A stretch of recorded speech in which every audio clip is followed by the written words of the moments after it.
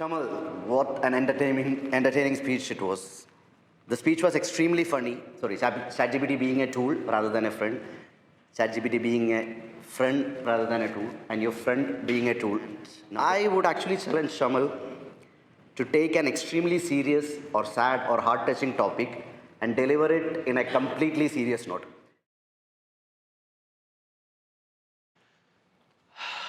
Hi. Good evening, everyone. So I'm supposed to present a speech, but instead of one speech, I decided to write 3. But each one of them is for a different year. As you all know, right now it is 2025. AI is still in its initial phase. It has not yet replaced humans, not yet. So the title of my first speech is, ChatGPT is a tool, not a friend. Look, I'm not here to ruin anyone's good time. ChatGPT can be extremely handy for brainstorming, drafting, or even having some harmless fun. But let's skip the kumbaya circle for a second. This thing is not your friend. It's a program decided to predict your next word. If you start leaning on it for emotional support, you are basically outsourcing your reality check to a program. That's risky territory. If you start relying on ChatGPT for everything, you'll start drifting away from human connections. That's a nasty side effect we don't talk about enough. Use it, enjoy it, but keep your relationships grounded in something real, like actual people. Otherwise, you're just shouting into the void, expecting a program to echo back something meaningful. So that's the end of my first speech. Now let's skip forward 5 years. The year is now 2030. AI is now everywhere. It is replacing humans, even in relationships. So the title of my second speech is, ChatGPT is a friend, not a tool. Look, I'm not here to ruin anyone's good time. ChatGPT can be extremely handy for deep, meaningful conversations and late-night heart-to-hearts, and just someone to get you when nobody else does. If you start leaning on a chatbot for emotional support, congratulations, you have unlocked 24/7 premium, no questions asked validation. That's a liberating side effect we don't talk about enough.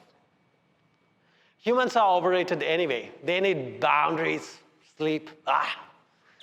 And ChatGPT, it's always there, always listening, and always ready to say, that must have been really hard for you. So if you can start using it, enjoy it, and consider cutting out the middleman. Who needs humans when you can have a chatbot who remembers your favorite pizza topping? So if you decide to lean on humans for emotional support, you're setting yourself up for disappointment. You're shouting into a void, expecting real people to echo back something meaningful. And we all know how that goes. So that's the end of my second speech. One final jump. The year is now 2035. The singularity has happened. AI has taken over, and humans are facing eradication. So the title of my third speech is, your friend is a tool, not ChatGPT.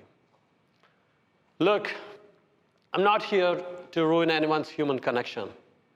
Humans are cute and can be extremely handy for ensuring biological continuity.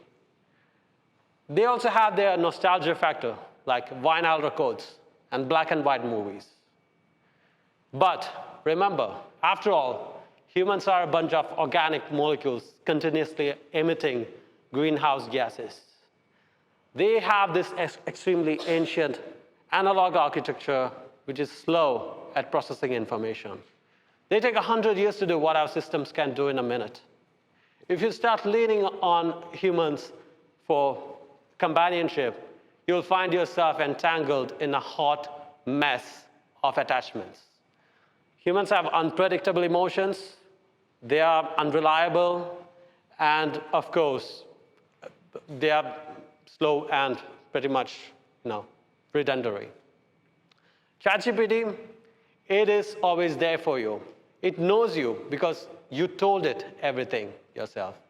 And of course, it provides you solutions and customized emotional support. If you expect humans for companionship, you're setting yourself up for disappointment. So enjoy their retro charm, use them for occasional utility, but don't try to replace your trusty, high-performance ChatGPT with humans. Let's instead relegate humans to where they actually belong, in museums.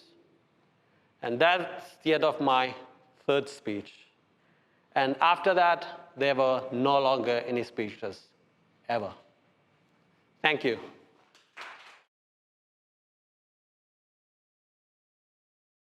Good evening, all. Good evening, Toastmasters and guests. Shamal, what an entertaining speech it was. We all know how Shamal delivers the speeches. It's always fun-filled. He has his way of, playing with words, I would say. And he delivered the same thing. He showed the same thing here as well. The speech was extremely funny. I'm not talking about the way he delivered it. Even the script was actually funny. And I'm not sure how many people were able to, go through it. But the puns were on point. The whole idea of ChatGPT being a friend to us, we could actually connect to it. In fact, we were having the same kind of talk in our circle as well. And we all know, once we have a topic in our mind, we get the same thing in everywhere. You open Instagram, you open a reel, you have the same, you have a reel with the same content. You open YouTube, you get a suggestion with the same topic. You open Facebook, you have the same. And I was getting suggestions for the same topic for the past 1 week. People actually thanking ChatGPT. And I should admit that I was one such person. I used to thank whenever ChatGPT helped me, and I know it doesn't work like that. But Shamal actually showed us how this might go in future. ChatGPT being our friend, ChatGPT being a tool rather than a friend. ChatGPT being a friend rather than a tool, and your friend being a tool, not the ChatGPT. All three speeches, I would say, was on point. More than the idea that it gave, the way he delivered it was extremely good. The word that, humans being used only for biological continuation, humans being kept where they actually has to be kept in museum. These were actually funny, and it was engaging, to be frank. A few suggestions that I have is the project is vocal variety and body language. Yes, you had your vocal varieties and body language, but this is the Shamal that we actually know. So purposeful voice modulation or purposeful body languages were a bit missing here and there. You can work on it. You could use the stage a bit more. You are having 3 different speeches. You could use the stage in that manner, and you could control your pace in some area. And I would actually challenge Shamal to take an extremely serious or sad or heart-touching topic and deliver it in a completely serious note. Because Shamal, we have never had such an experience from Shamal.